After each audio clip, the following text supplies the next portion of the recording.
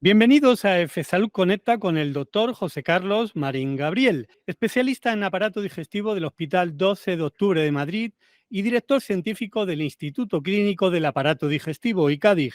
Doctor Marín, una parte significativa de la población mundial sufre la pesadilla del reflujo gastroesofágico. ¿Por qué? Pues mire, Gregorio, el reflujo gastroesofágico, para empezar, es una enfermedad que se produce cuando el ácido que tenemos en el estómago sube hacia el esófago y lo puede dañar. Esto se produce por diferentes mecanismos. El que casi todo el mundo conoce es la hernia de hiato. Una parte del estómago, en vez de estar en la cavidad abdominal por completo, está en el tórax. Eso hace que parte del ácido en algunas ocasiones pueda subir del estómago hacia arriba y pueda dañar. Además, hay otras circunstancias que pueden aumentar las posibilidades de tener reflujo, como algunos medicamentos. Es muy frecuente que los pacientes estén tomando medicamentos para dormir, sedantes, antiinflamatorios. Es una causa muy frecuente de que se produzca cierto reflujo. Y en cuanto a hábitos de vida, pues los fundamentales, el sobrepeso y la obesidad inciden mucho en los pacientes para que puedan desarrollar ese reflujo gastroesofágico. ¿Pero conocemos la prevalencia del reflujo gastroesofágico?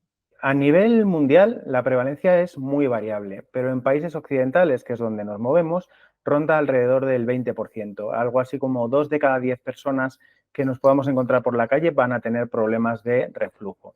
Y esto sucede básicamente por los hábitos de vida. La sociedad occidental cada vez tiene más sobrepeso, más obesidad y, por supuesto, eso incide en el reflujo. Por ejemplo, en los países asiáticos, donde tienen un control del peso habitualmente mayor, la incidencia de reflujo es claramente inferior. Además, en algunas ocasiones hay pacientes que pueden no tener ningún síntoma, les hacemos la gastroscopia por otro motivo y también podemos encontrar lesiones por reflujo. Eso sucede también alrededor de otro 20%.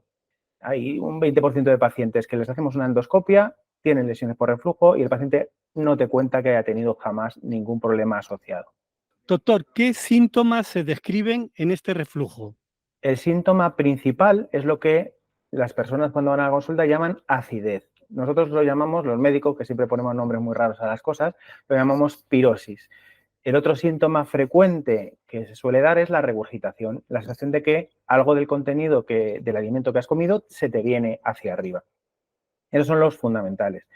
Para los médicos nos preocupa también bastante un tercer síntoma muy frecuente, con relativa frecuencia se da, que es el dolor torácico, que a veces podemos incluso confundir con problemas coronarios, de anginas, de infartos, etcétera.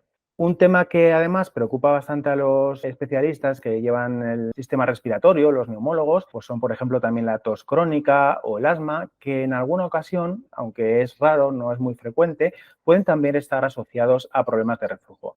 Las erosiones dentales son otra causa bastante frecuente de forma de presentación de reflujo. Otros síntomas ya son mucho más difícil que puedan ser debidos a reflujo. Un dolor en la zona del estómago de forma aislada, pues es raro que sea solo debido a reflujo.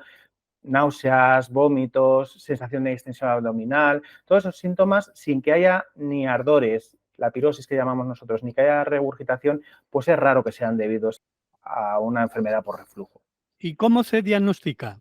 Lo habitual es que el diagnóstico sea muy sencillo, por los síntomas que nos cuenta el paciente, por los antecedentes. Ya sabemos que si tiene sobrepeso, si fuma, si consume alcohol, pues es más probable que la gente tenga reflujo.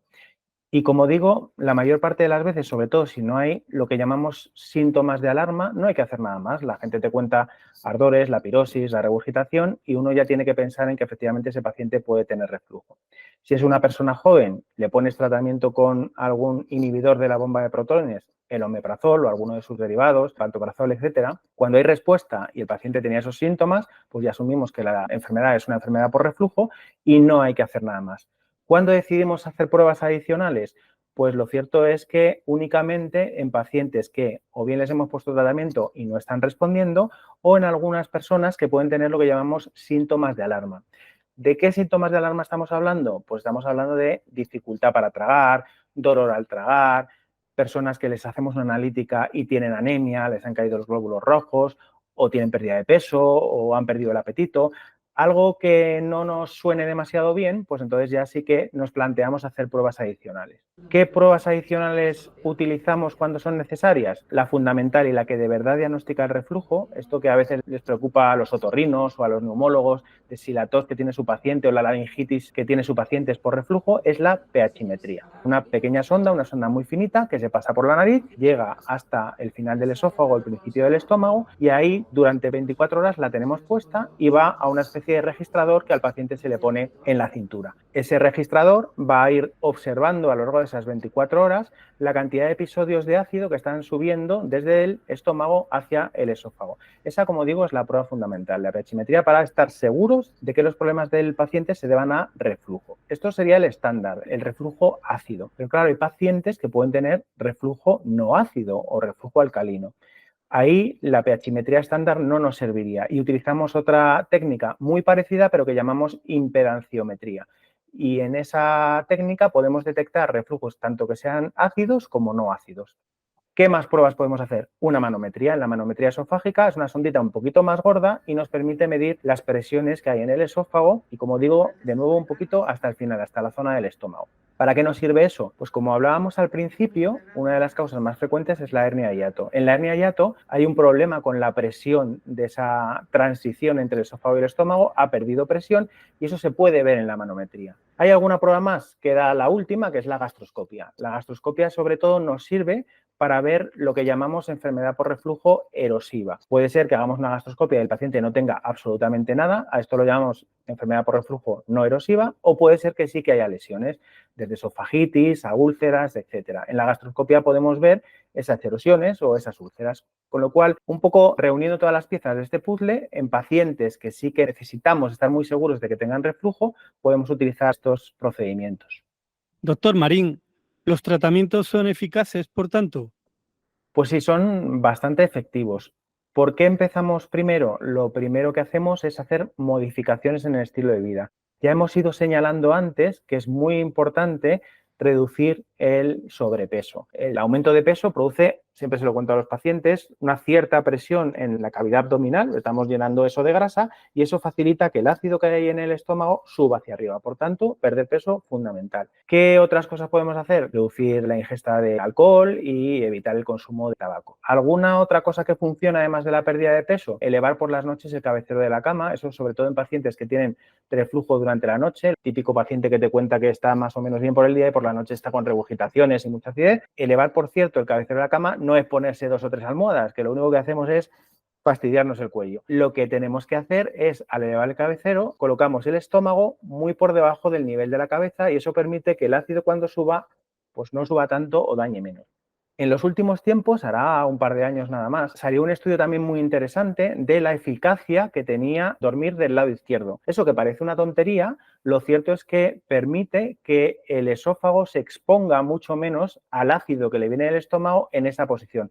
Es una razón simplemente anatómica. Tenemos un saco ahí lleno de ácido y si nos colocamos del lado izquierdo, ese saquito cae como hacia abajo y es más difícil que el ácido suba hacia arriba. Sobre esto hay un estudio muy bonito que demostraron efectivamente los autores que era una técnica muy útil para reducir el reflujo, sobre todo el nocturno. Y es tan útil que simplemente con que trataras a 5 pacientes, uno ya mejoraría de ese reflujo nocturno. O sea, que esas cosas que parecen muy sencillitas pueden ayudar bastante. Cuando estas medidas que llamamos higiénico-dietéticas no funcionan, entonces ya pasamos a los fármacos, los inhibidores de la bomba de protones, omeprazol, lansoprazol, rabeprazol, pantoprazol y esomeprazol.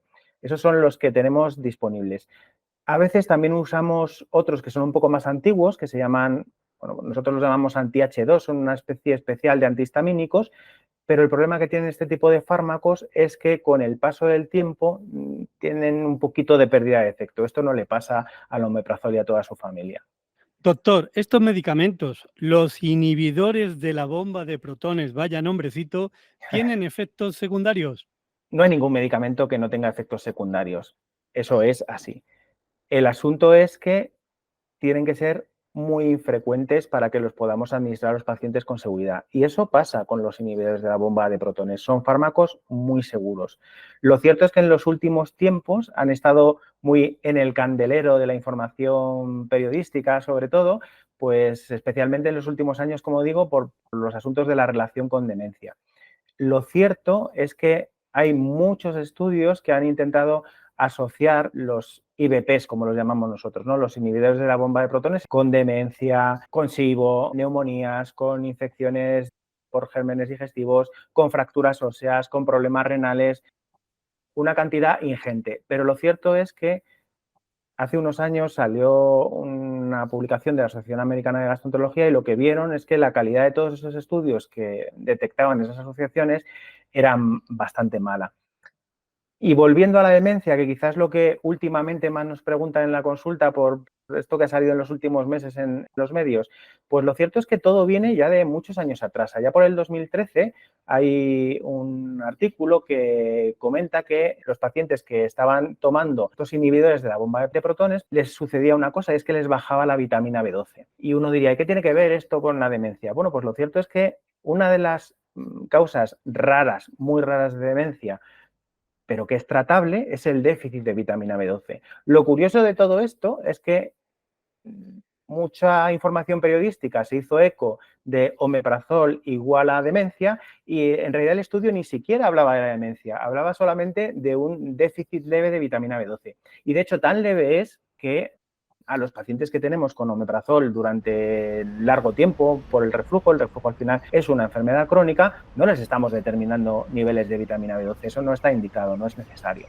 Y de ahí viene toda esa historia. Además hay otro problema adicional, es que nadie ha dejado muy claro cómo demonios el omeprazol, y permítame la expresión, pues puede hacer daño a las neuronas o al cerebro. Eso no está demostrado de ninguna manera muy clara. Y en los últimos tiempos, pues lo cierto es que hay estudios que efectivamente sí que han detectado cierta asociación, pero puede haber ahí problemas de alteraciones, digamos, de cómo se maneja los datos estadísticos y que en algunos estudios aparezca asociado y en otros no. Lo curioso es que, claro, en los medios de comunicación lo que sale siempre son los estudios que demuestran cierta asociación entre el omeprazol y la demencia, pero los estudios que no demuestran esa asociación nunca salen en los medios de comunicación. O sea que en esto siempre tenemos que tener mucho cuidado. Como se suele decir, no dejes que una verdad estropee un buen titular. De manera que, bueno, podemos un poco cerrar el asunto diciendo que son fármacos muy seguros y que es muy raro que produzcan efectos secundarios. Un tema aquí sí que es importante es que, como decía antes, los pacientes que tienen reflujo van a necesitar tratamiento durante mucho tiempo y debemos intentar mantener el omeprazol o cualquiera de los derivados suyos de su familia a la dosis mínima posible. Si un paciente está con 20 miligramos al día de omeprazol perfectamente y tiene control del reflujo, no hay por qué tenerle con 40. Pero hay gente que con 20 está fatal y necesita 40. Pues ese paciente va a necesitar sus 40 miligramos al día. Pero siempre la dosis mínima posible para siempre estar muy seguros de que hacemos el efecto adecuado del tratamiento y reducimos lo máximo posible los efectos secundarios. Y si estos tratamientos no solucionan el reflujo, ¿cuándo se recomienda la cirugía antirreflujo? El cuándo es muy interesante porque la verdad es que nadie sabe muy bien cuándo hay que recomendar una cirugía antirreflujo. Así, muy rápidamente, la cirugía antirreflujo de lo que se trata es hacer como una especie de corbata en la parte final del esófago con un trocito de estómago. Eso hace que, como hablábamos antes, que el problema fundamental es que haya un problema de baja presión en esa válvula que hay entre el esófago y el estómago, pues apretándola desde fuera, el cirujano, con un trocito de estómago, puede conseguir que esa válvula, entre comillas, pues pueda hacer un poco más su efecto, ¿no? Y que entre las comidas no nos esté subiendo el ácido ahí. Claro, el problema con este tipo de tratamiento es que es una cirugía, es un tratamiento que es más invasivo que tomarse una medicación y además, como casi todos estos tratamientos quirúrgicos en el reflujo, lo que sucede es que tienen un efecto bastante positivo en el corto plazo, y digo corto plazo pocos años, pero sí que se sabe que a largo plazo los pacientes que toman omeprazol durante mucho tiempo y los que se operan de reflujo, se les hace una funduplicatura, van más o menos igual. Con lo cual, bueno, hay que tener muy claro y hablar muy bien con los pacientes, médico, el cirujano, qué estamos esperando exactamente de la cirugía. ¿Cuándo? ¿En qué paciente recomendamos? Pues básicamente, casi le diría un poco entrecomillado, depende un poco del paciente. Hay gente que prefiere no estar tomando todo lo que da de vida omeprazol y prefiere asumir que se opera y se quita un poco la idea del estar tomando pastillas, pero claro, con eso, como decía hace un momentito, hay que tener cuidado porque hasta 20, un 40% de los pacientes que se operan de reflujo, al final, cuando pasan 5 años o más, están tomando también pastillas porque la cirugía ha dejado de hacerles efecto. Más cosas con la funduplicatura, que la indicamos estos casos rarísimos que puedan tener alguna contraindicación para usar omeprazol o alguno de sus derivados, y pacientes que no tengan un reflujo ácido, claro, porque si el omeprazol lo que hace básicamente es tratar un reflujo ácido y nosotros tenemos un reflujo que sea alcalino, pues por reflujo biliar, por ejemplo, pues ahí el omeprazol no va a hacer grandes cosas. ¿Y qué tal funciona su especialidad, la endoscopia digestiva en el reflujo gastroesofágico? Bueno, pues ya me gustaría, Gregorio, decirle que la endoscopia ha venido a resolver todos estos problemas de los omeprazoles y de la cirugía antirreflujo, pero me temo que a día de hoy no le puedo contar eso. Lo cierto es que probablemente, está mal decirlo, pero de las pocas cosas que la endoscopia no está resolviendo adecuadamente. Tenemos pocas técnicas y la evidencia científica sobre su conveniencia y lo bien que funcionan, pues no es muy buena. En los últimos tiempos se han puesto muy de moda unas técnicas endoscópicas de resección de la zona donde está esa válvula de la que estamos hablando, la transición entre el esófago y el estómago, de manera que intentando quemar esa zona o haciendo resecciones de la mucosa se produzcan cicatrices y eso cierre un poquito esa zona de válvula entre un órgano y el otro. Lo cierto es que todavía no ha habido ningún estudio muy bueno que nos diga que eso sirve y que sirve a largo plazo, con lo cual lo tenemos que poner un poco ahí en la nevera esperando a ver qué pasa con los resultados de esos estudios, y eso sería lo más nuevo. Hay cosas que ya tienen unos años. Hubo un dispositivo que empleaba una especie de grapas a través de ecoendoscopia, pero aquello se ha dejado de usar por problemas con los pacientes, por eventos adversos que fueron importantes. Y luego hay un tercero que es el más conocido que llamamos TIF, que es la funduplicatura transoral sin incisión. Este sí que es un nombrecito. Con este dispositivo, pues parece que hay algún estudio que demuestra una calidad de vida similar o incluso mejor que en los pacientes que se han operado, pero, y aquí viene el pero, de nuevo son estudios de seguimientos muy cortos. A los pacientes a lo mejor les han seguido un par de años, 3 años, y bueno, en ese tiempo, pues casi cualquier cosa que le hagas a un paciente que implique una cirugía o un tratamiento endoscópico invasivo, bien, pero no tenemos datos de qué sucede a mayor plazo, con lo cual es otro dispositivo que, bueno, pues tenemos que estar muy seguros cuando indicamos este tipo de tratamiento. Doctor Marín, ¿y qué nos sucede si no tratamos el reflujo gastroesofágico? Pues mire, lo cierto es que no es solo la molestia de, ¿verdad? Es que tengo ardores, es que tengo, me viene la comida arriba. Pues mire, por esto hay que consultar y hay que consultar porque se pueden producir complicaciones, que ese es el verdadero problema del reflujo. Hay pocas, pero algunas importantes. La más frecuente es la esofagitis, que haya erosiones en la parte final del esófago. ¿Por qué? Porque el ácido le está quemando la mucosa del esófago. No tiene que haber ácido en el esófago. Lo hay de vez en cuando de manera fisiológica que llamamos nosotros, pero el esófago que funciona bien enseguida lo aclara, lo echa otra vez para el estómago y fin del problema. Cuando eso no es así, hay un problema de aclaramiento o hay mucho reflujo a lo largo del día, pues se pueden producir esas quemaduras, lo que llamamos una esofagitis, que si es muy intensa dejan de ser erosiones, se producen incluso erosiones muy profundas. ¿Qué más sucede? Pues claro, imagínense, cuando estas erosiones o esas úlceras acaban por cicatrizar, pues pueden producir estrecheces del esófago. Esas estrecheces hacen que el paciente pues, pueda tener problemas para tragar, que esté comiendo y se quede ahí con la comida atascado. Y la que casi todo el mundo teme y de la que todo el mundo ha oído hablar es del potencial de producirse tumores a través del esófago de Barrett. En el esófago de Barrett lo que sucede es que la quemadura más o menos crónica del esófago hace que ese mismo esófago como defensa genere otras células diferentes a las del esófago, unas células de tipo intestinal que bien, de momento te protegen del ácido, de hecho el paciente habitualmente incluso le mejoran los síntomas, pero es un tejido que ahí lo único que hace es tender a malignizar. La posibilidad de malignización del esófago de Barrett a largo plazo es pequeñita, pero claro, si hay muchos pacientes que tengan esófago de Barrett y que tengan un esófago de Barrett largo, pues al final sí que puede ser un problema importante. Es decir, que ese sería el que casi más miedo pueda tener la gente, pero es verdad que también es bastante infrecuente. Para ver el esófago de Barrett, de hecho, por endoscopia lo podemos ver muy bien con las nuevas técnicas de cromoendoscopia o incluso echando una tinción de ácido acético, el vinagre, nos permite ver muy bien si hay un epitelio de Barrett en la parte final del esófago. Y básicamente esas son las complicaciones más importantes de la enfermedad por reflujo. Doctor Marín, para finalizar la entrevista, ¿qué recomendaciones o consejos les ofrece a sus pacientes para cuidarse en casa? Pues sí, esto es muy importante. Como decía, el primer paso en el tratamiento son las medidas higiénico-dietéticas. ¿Qué hacemos? Pues lo que sí que se ha demostrado, y lamento insistir, pero es que es así, es perder peso, elevar el cabecero de la cama o intentar dormir del lado izquierdo. A veces los pacientes nos preguntan mucho, ¿y tengo que dejar el café y el chocolate, los picantes, el tabaco y el alcohol? Seguro siempre. Lo cierto es que buenos estudios sobre que eso claramente mejora a los pacientes con reflujo no hay. Intento que mis pacientes por lo menos no estén muy agobiados con lo que están comiendo y lo que no. Si te sienta bien el café y no te produce muchos síntomas, pues chico, tampoco pasa nada porque estés tomando alguna taza de café al día. Pero sí que es importante lo demás que hemos hablado. Sobre todo la pérdida de peso es fundamental. Somos muy pesados los médicos, enseguida mandamos a la gente a perder peso, pero es que va muy bien para muchas cosas y el reflujo es una de ellas. Doctor José Carlos Marín Gabriel, experto en endoscopia del tubo digestivo. En el próximo videoblog hablaremos de la posibilidad de predecir si un pólipo es benigno o maligno. Saludos. Muchos saludos a toda la audiencia.